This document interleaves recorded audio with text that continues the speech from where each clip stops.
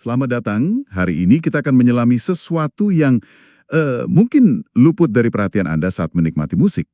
Tata bahasa. Hehehe, kedengarannya agak kering ya. Mungkin kedengaran kering, tapi percayalah, ini bakal mengubah cara Anda mendengarkan salah satu band terbesar di dunia, Coldplay. Betul. Kita kan seringnya kebawa sama melodi yang megah atau lirik puitisnya ya. Tapi kita mau bongkar nih kerangka tersembunyi di baliknya. Dan sumber kita hari ini adalah sebuah esai analisis yang menurut saya sangat mendalam. Judulnya, Pola Waktu dan Perasaan. Analisis penggunaan tenses dalam lirik Coldplay dan implikasinya pada makna. Keren judulnya. Keren. Dan misi kita sederhana aja. Cari tahu gimana pilihan kata kerja yang kelihatannya sepele, kayak apakah sesuatu itu telah terjadi, sedang terjadi, atau akan terjadi, ternyata adalah alat paling kuat yang mereka pakai buat bangun emosi. Betul. Dan bahkan untuk menyampaikan sebuah filsafat. Siap. Tentu. Ini menarik banget karena Coldplay, entah sadar atau enggak, mereka itu master dalam memanipulasi waktu. Mereka narik kita masuk ke dalam cerita, bikin pengalaman yang personal banget jadi terasa universal. Nah, itu dia. Dan yang paling penting, mereka selalu berhasil menanamkan harapan, bahkan di lagu yang paling melankolis sekalipun. Kita akan lihat gimana sihir linguistik ini bekerja. Oke, ayo kita mulai dari yang paling dasar, masa kini atau present tense. Esai ini bilang kalau Coldplay sering pakai ini untuk menciptakan perasaan kedekatan. Seolah-olah kita ada di sana. Iya. Contoh paling jelas mungkin Yellow.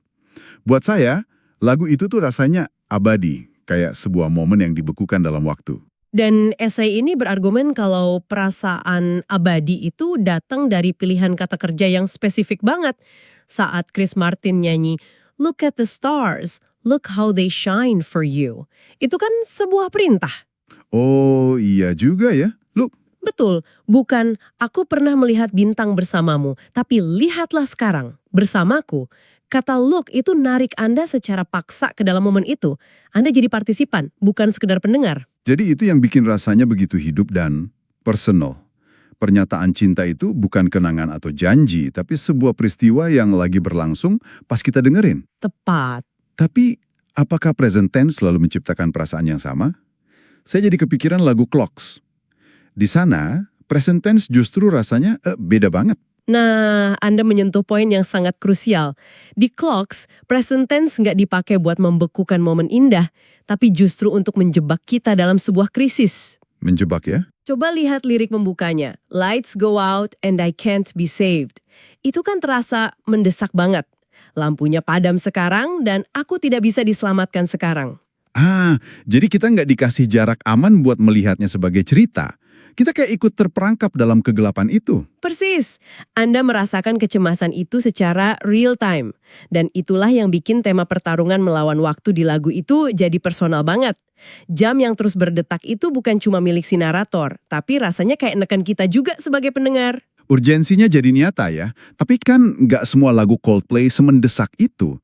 Justru bagi banyak orang, termasuk saya, kekuatan terbesar mereka itu ada di melankolia.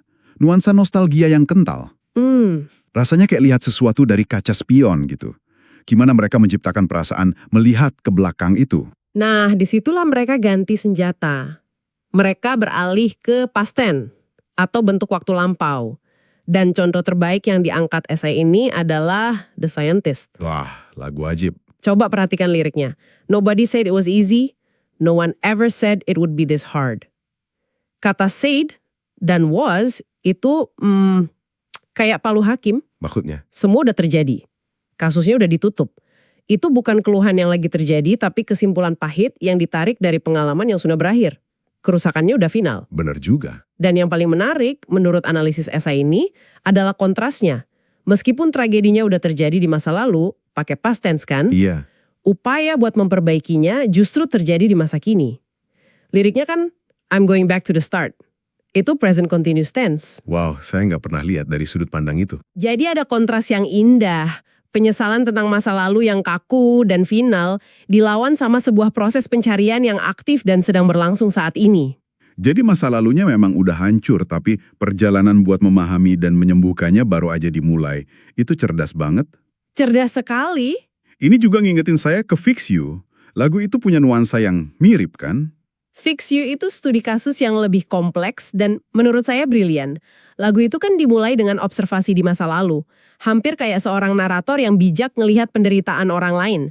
When you tried your best but you didn't succeed. Nah, itu dia. When you lost something you couldn't replace. Semua kata kerjanya dalam bentuk lampau. Si narator ini cuma pengamat pasif dari sebuah tragedi yang telah usai. Betul, terasa ada jarak. Kayak baca ringkasan dari sebuah kesedihan gitu. Tapi kemudian, di bagian chorus, semuanya berubah total. Tepat sekali. Terjadi sebuah transformasi dramatis. Past tense-nya tiba-tiba lompat ke masa depan. And I will try to fix you. Ah, Dari seorang pengamat pasif, narator berubah jadi penyelamat aktif. Pergeseran ini mengubah segalanya. Esai ini menyebutkan kalau past tense di awal lagu itu berfungsi sebagai fondasi penderitaan. fondasi? Iya, tanpa kegelapan yang solid dari masa lalu itu, janji untuk memperbaiki di masa depan nggak akan terasa begitu kuat dan bercahaya. Cahayanya jadi lebih terang karena kita tahu seberapa gelap awalnya. Tentang janji dan masa depan itu ngebawa kita ke area berikutnya nih. Coldplay juga banyak main dengan future tense dan kalimat pengandaian. Tapi yang ngejutin saya dari esai ini adalah ternyata masa depan di lagu mereka nggak selalu identik dengan harapan. Contohnya Viva la Vida. Viva la Vida itu contoh penggunaan future tense yang paling cerdik sekaligus tragis. Sang raja yang udah jatuh itu kan mulainya dari masa lalu yang jaya. I used to rule the world. Jelas banget itu past tense. Jelas. Tapi kemudian ada momen di mana dia seolah ngelihat visi masa depan, yaitu pas dia nyanyi I hear Jerusalem bells are ringing. Oh iya. Kata hear dan are ringing itu kan terjadi di masa kini, menunjuk ke sesuatu yang akan datang. Seolah ada harapan penebusan. Tapi visi itu rasanya hampa ya, hampir kayak delusi. Kenapa gitu? Karena dia langsung menghancurkan visi itu sendiri dengan kalimat berikutnya. But that was when I ruled the world. Dia narik kita balik lagi ke masa lalu. Jadi Masa depan yang dia dengar itu ternyata cuma gema dari kejayaan masa lalunya, bukan sebuah kemungkinan nyata. Ini cara yang sangat kuat untuk menggambarkan masa depan yang telah dicuri atau hilang. di satu sisi, masa depan bisa jadi ilusi. Tapi di sisi lain, bisa jadi janji yang sangat pasti. Kayak di A Sky Full of Stars, pas dia nyanyi, And I'm gonna give you my heart. Itu rasanya beda banget. Beda. Kuncinya di pilihan kata. Gonna itu kan kependekan dari going to, yang menyiratkan niat yang udah bulat dan pasti, bukan harapan samar kayak I hope to atau I might. Ini sebuah deklarasi. Oke. Sementara itu, ada bentuk lain yang mereka pakai, yaitu kalimat pengandaian atau conditional. Nah, ini seringkali bawa nuansa kebijaksanaan yang didapat dari kehilangan. Seperti di lagu Everglow. Tepat sekali. If you love someone, you should let them know. Esai ini menyebutnya kebijaksanaan retrospektif. Lirik itu nggak ngomongin masa depan, tapi ngomongin skenario alternatif di masa lalu. Jika dulu kamu melakukan ini, jika dulu kamu melakukan ini, mungkin masa kinimu akan berbeda. Pengandaian ini nambahin lapisan kepedihan tentang apa yang bisa saja terjadi. Sebuah pelajaran yang didapat terlambat. Oke, jadi kita udah bedah satu persatu. Masa kini yang mendesak, masa lalu yang melankolis, dan masa depan yang bisa jadi harapan atau ilusi. Tapi rasanya lagu-lagu terbaik mereka nggak sesederhana itu. Jelas tidak. Apakah esainya membahas gimana mereka mencampur adukan semua ini dalam satu lagu? Tentu saja, disitulah letak kejeniusan naratif mereka. Dan studi kasus terbaik untuk ini, menurut esai tersebut, adalah Paradise. Benar. Lagu itu selalu terasa kayak film pendek. Awalnya kan kayak dongeng ya. When she was just a girl, she expected the world. Sangat spesifik, tentang karakter dia, dan jelas terjadi di masa lalu. Kita diposisikan sebagai pendengar sebuah cerita. Kita dikasih jarak yang nyaman. Betul. Ini cerita tentang orang lain. Tapi kemudian, tanpa peringatan, di bagian chorus, dinding itu dihancurkan. Tensinya itu tiba-tiba beralih ke masa kini. Life goes on. It gets so heavy. Dan pergeseran itu dampaknya luar biasa. Tiba-tiba, ini bukan lagi cerita tentang gadis itu. Ini cerita tentang kita. Beban hidup yang terasa berat, dan pencarian akan surga itu jadi pengalaman universal yang sedang kita alami sekarang. Jadi, dari dongeng tentang dia di masa lalu, menjadi realitas tentang kita di masa sekarang. Itu mengubah segalanya. Dan dengan terus bolak-balik antara cerita personal si gadis di past tense dan perasaan kolektif kita di present tense, Coldplay mengangkat sebuah kisah individu jadi cerminan kondisi manusia modern. Kita semua kan pada satu titik adalah gadis kecil itu. Yang mendambakan surga saat menghadapi kenyataan yang berat. Luar biasa. Setelah kita bongkar semua ini, apa kesimpulan besarnya? Kenapa kita harus peduli dengan pilihan tata bahasa Coldplay? Apa artinya semua ini? Esai ini menyimpulkannya jadi beberapa poin filosofis yang menurut saya sangat kuat.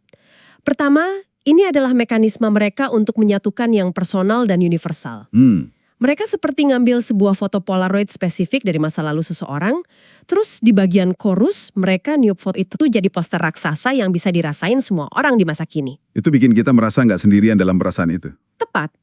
Kedua, mereka secara efektif mengaburkan batas waktu linier. Menurut cara Coldplay bercerita, emosi kayak cinta atau penyesalan itu nggak terkurung di satu titik waktu. Maksudnya? Emosi itu kayak bola benang kusut. Dari kenangan masa lalu, perasaan saat ini, dan harapan di masa depan. Semuanya saling terkait dan mempengaruhi satu sama lain. Cinta itu ada sekarang, tapi dibentuk oleh masa lalu dan diuji oleh skenario masa depan. Persis, poin ketiga adalah cara mereka membangun apa yang disebut esai ini sebagai optimisme yang melankolis. Ini DNA emosional mereka. Sedih tapi ada harapan, itu ciri khas mereka banget. Betul. Mereka selalu mengakui rasa sakit di masa lalu, pakai past tense yang tegas, tapi mereka hampir selalu nawarin jalan keluar lewat tindakan di masa kini atau janji di masa depan. Seolah bilang, masa lalu boleh jadi menyakitkan dan final, tapi momen sekarang selalu nyediain ruang buat bertindak. Dan masa depan selalu terbuka. Dan yang terakhir, yang mungkin paling relevan buat kita sekarang, ini adalah ajakan untuk hadir sepenuhnya.